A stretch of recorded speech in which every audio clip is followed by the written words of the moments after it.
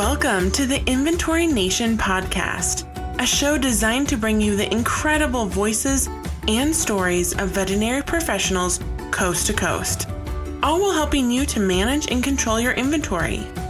I'm your host, Nicole Clausen, coach, advisor, and champion for veterinary teams and their inventory. Joining you live from the mountains of Montana, welcome to the show. Welcome back. Welcome back to the Inventory Nation podcast. I am so excited that you're here. I think I start off every episode saying that, but I truly am so thankful that you're here, and I'm so excited for you to join me for this episode. So I also just wanted to start off and say, truly thank you for allowing me the opportunity to be a part of your inventory journey, to be a part of your practice. It really is such an honor for me. This morning, I was talking with just this wonderful, fantastic, incredible certified veterinary inventory professional student. So it's kind of my program that was released last month.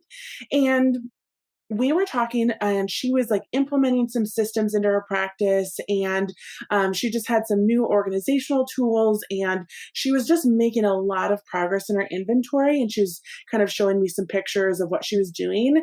And oh my gosh, my heart just swelled with pride. And it was such a hashtag blessed moment for me. And it really just made me so grateful to be a part of your journey, no matter what that looks like. And I'm honestly so honored to be able to help you every day. This is just such a great, thing for me. And I just love helping. So thanks for listening to this episode, for being a part of our little corner of the veterinary world.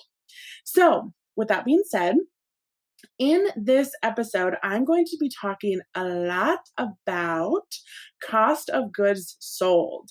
So this is something that I've got quite a few questions on lately. How to reduce them, what are they? Just a lot of different questions. So in this episode, I wanted to break down exactly what cost of goods sold are, what COGS is, what even does that mean, and how it impacts our practice.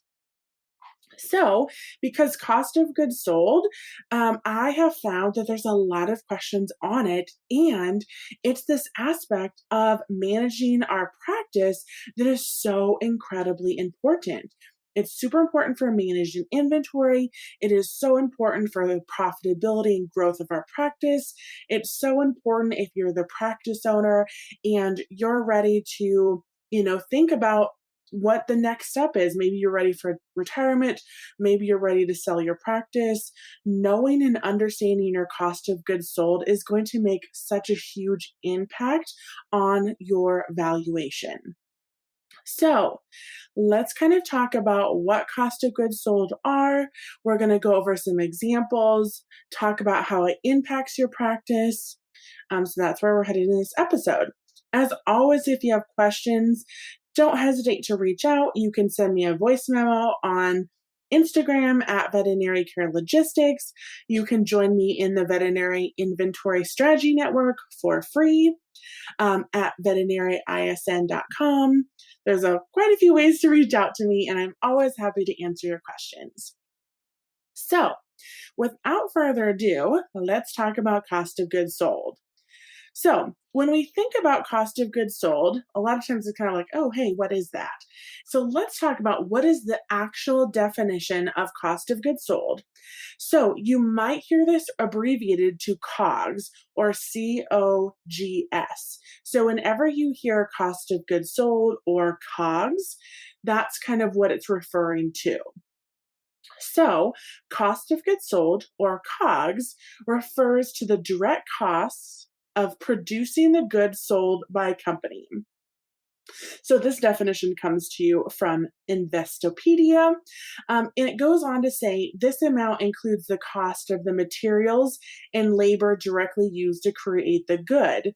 It also includes direct expenses such as distribution costs and sales force costs. So if you kind of look at all that, it's like, wait a second, how does that actually involve us as a practice? And so this definition, it is kind of catered more towards, things that are manufactured and things like that. But of course, in our practices, we're not manufacturing anything. We are caring for our patients.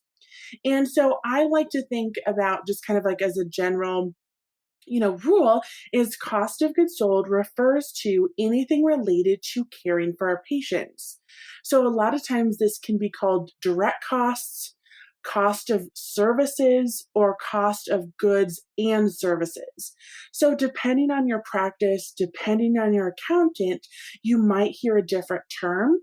And sometimes you might have different things included in what this term means. But generally speaking, I like to think of it anything that is related to caring for our patient. So that includes prescription diets, pharmaceuticals, white goods, consumables. It even includes in-house and reference labs, cremation, sometimes imaging costs. But it doesn't include things like office supplies or janitorial supplies. Those typically are considered more facility costs. So that's kind of how you can think about what cost of goods sold actually are. But there is a really great resource from AHA that kind of provides a chart of accounts, which allows your accounting to be a little bit more standardized.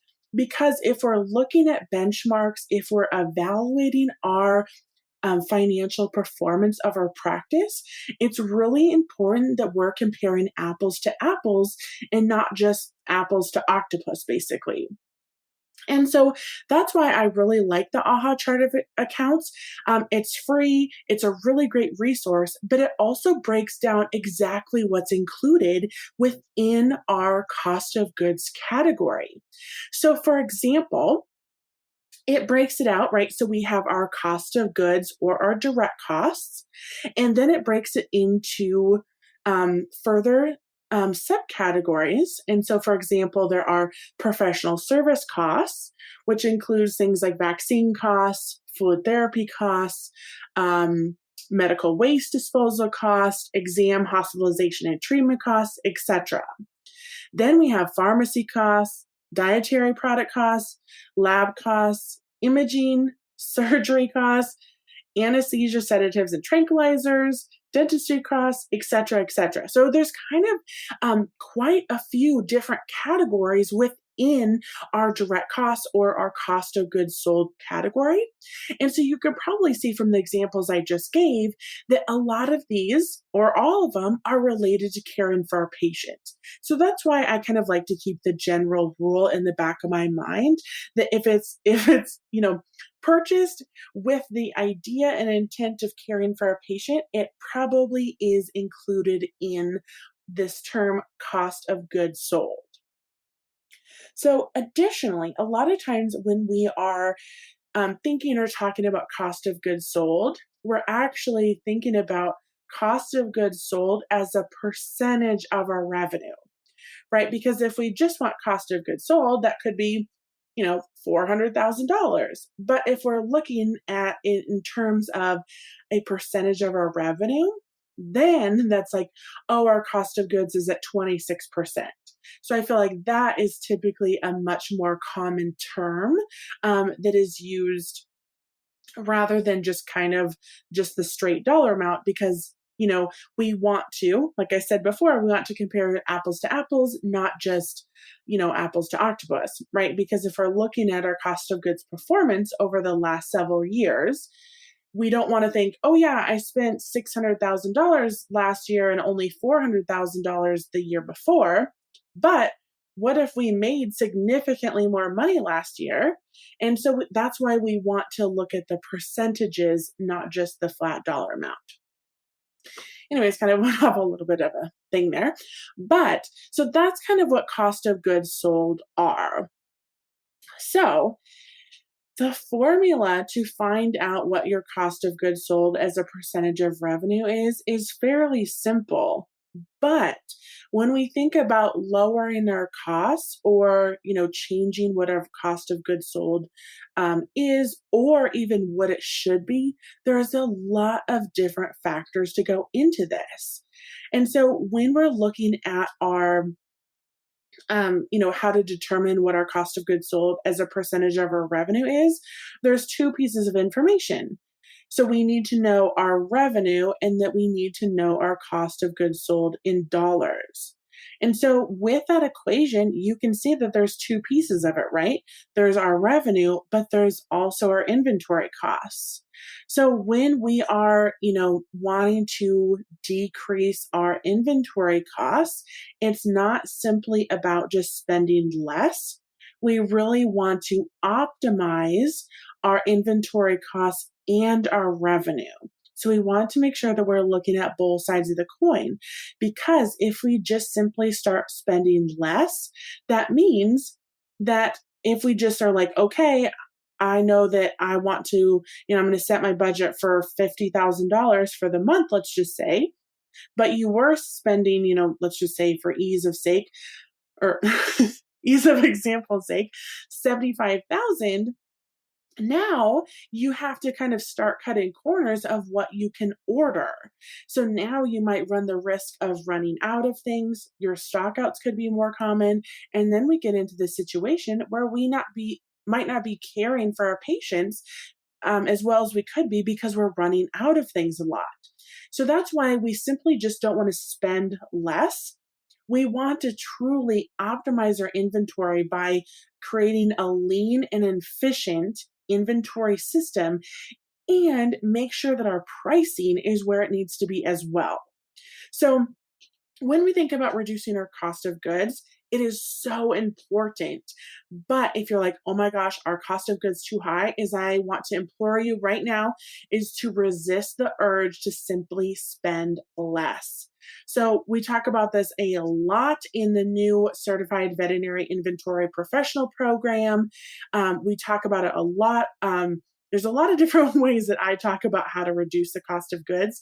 So I want you to say it with me right now. I am not going to simply just spend less. So we really want to optimize and create efficient systems.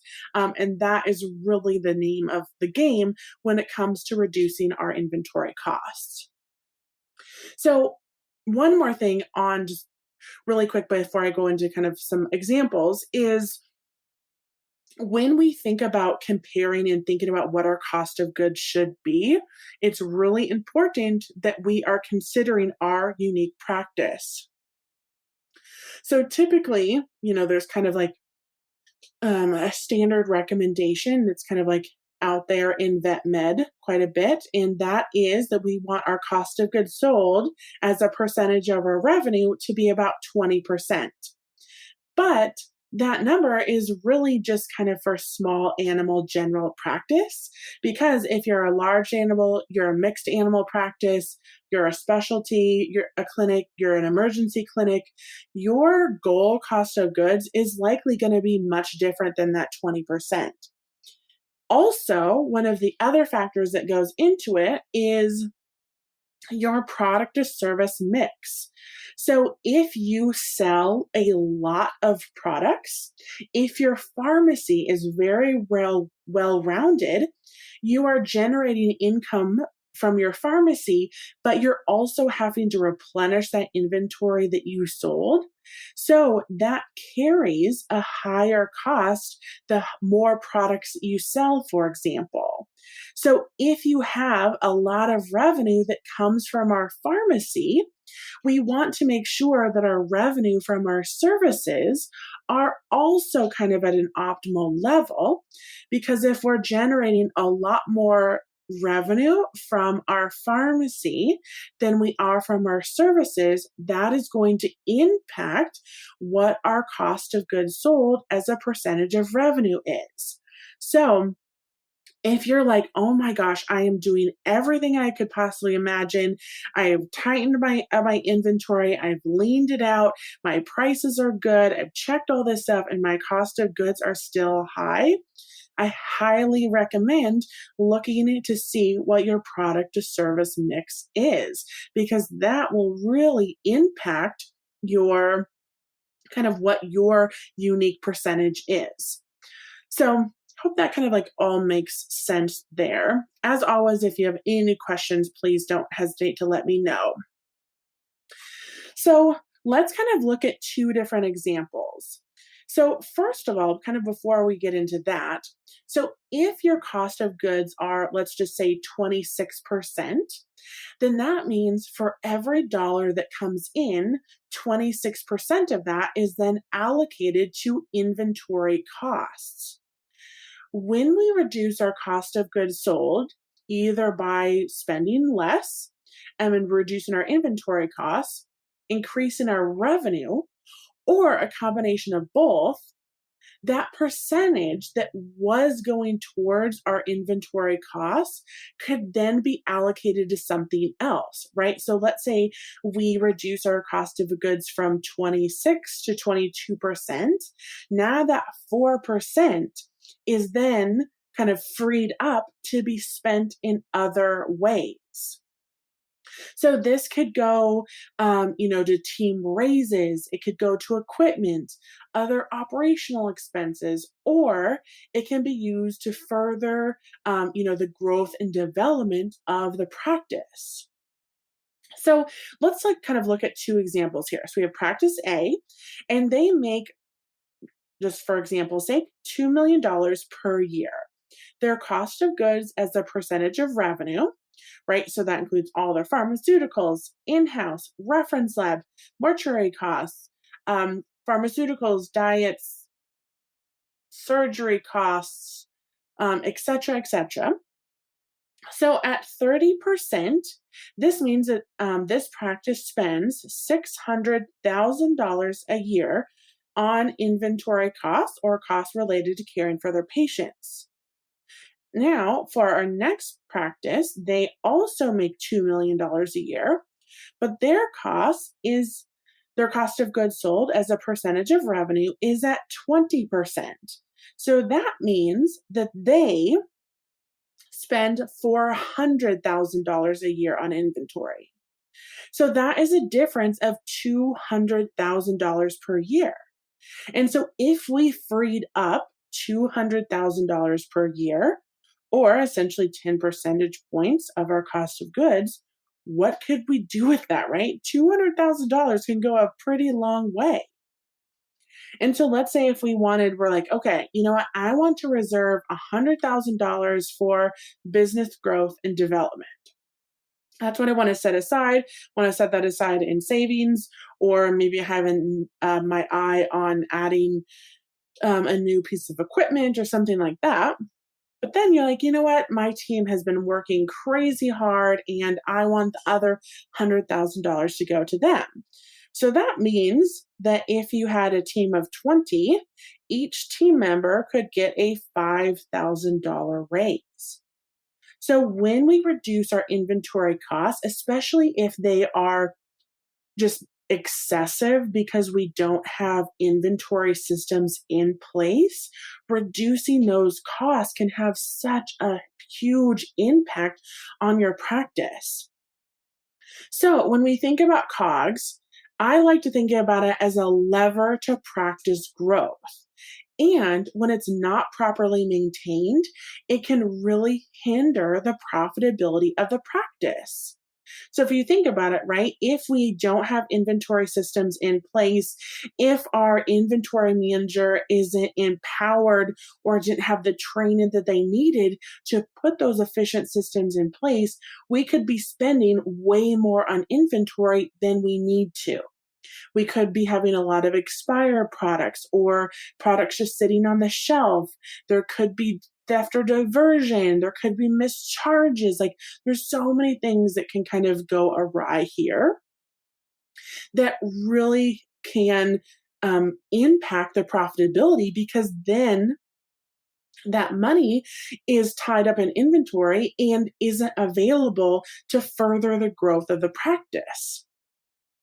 And right now, practices, now more so than ever, need to be creative about hiring and retaining team members and paying our team a living, fair wage for all the incredibleness, that's a technical term, the incredibleness that you do, that you put up with, that you give your heart and soul into every single day. That is so valuable and it deserves to be compensated, right?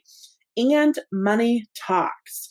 So when we are decreasing our inventory costs, it is a great way to provide an immediate positive impact on the practice.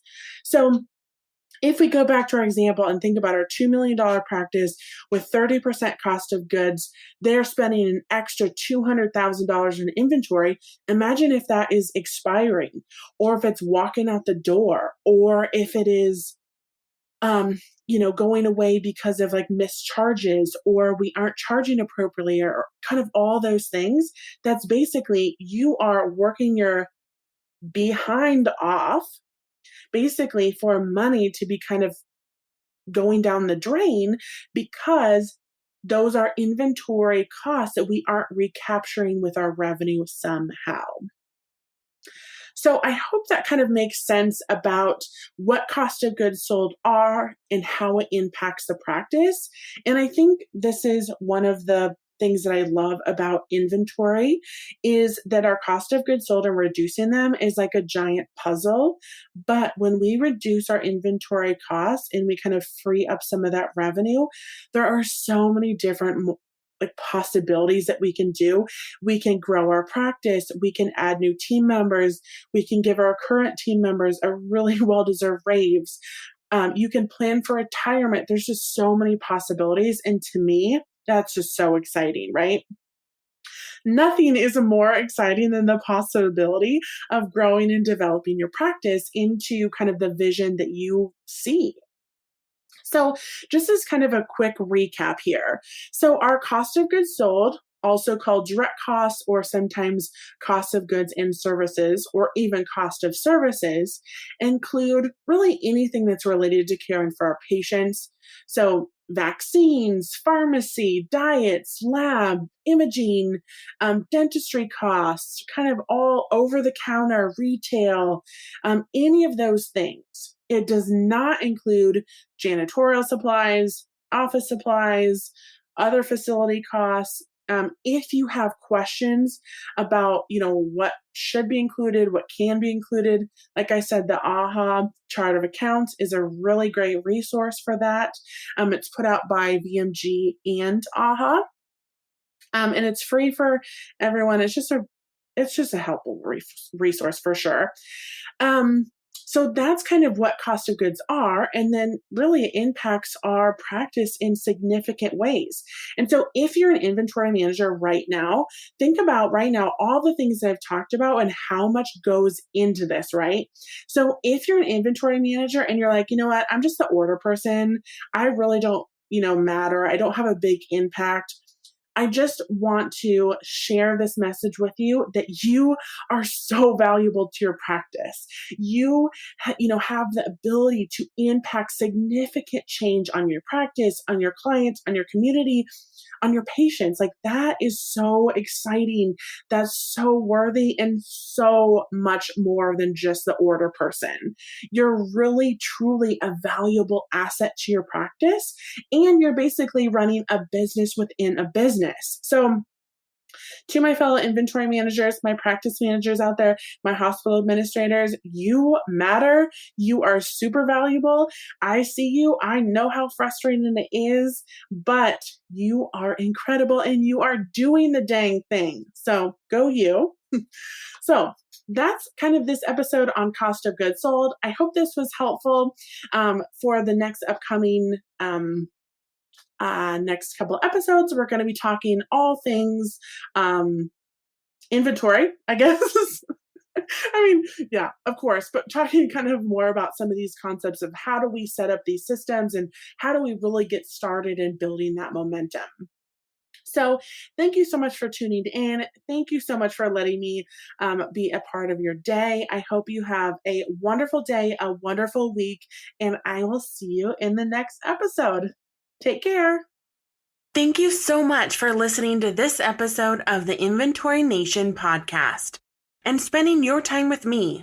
I know your time is valuable and in short supply, so it truly is an honor. If you've enjoyed this episode, please subscribe or leave a review. Be sure to visit vetlogic.co/podcast to access the show notes and discover additional links and resources. See you next time.